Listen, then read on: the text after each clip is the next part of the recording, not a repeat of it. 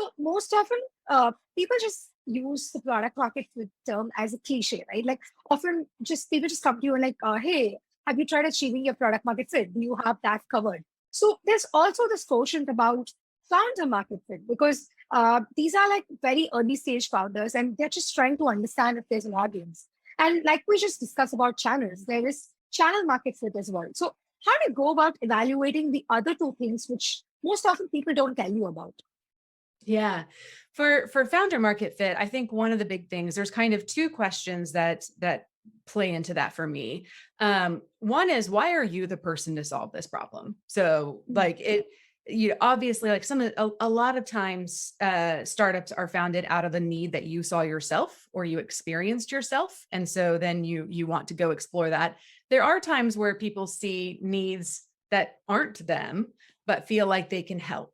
And Mm. particularly if it's in one of those categories, I would say like you really need to question what you're doing with this.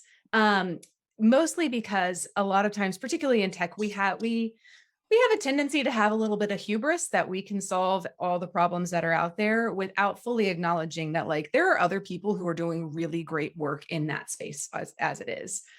So if you're kind of like in that spot where you're really saying like, why am I the one to do this? I would also start Mm. by saying like, who else is doing something in this space? Who else, especially I'm going to like double triple down on this if you're doing something in the social impact space or kind of the solving any of the kind of headline world issues.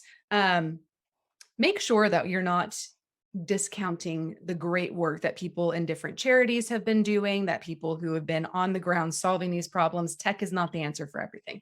Um, Mm. so step one, evaluate like, why am I the person to do this? And if you still think that you are, like, if you feel like, yes, I have something to contribute to this area, then I think the second thing that you have to ask yourself is like, am I really in this?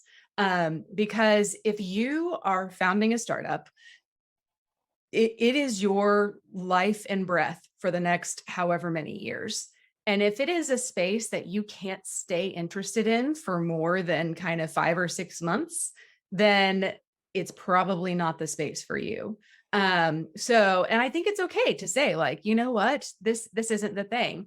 I was chatting a little while ago with a founder on a specific product and was actually asking me to kind of come along for some of that journey. And as I started thinking about it, I realized like I really believe in what they're doing. I really think that Mm. this is great. I don't necessarily think that it's not the problem that I want to spend the next 5 years of my life focusing on. And that's okay.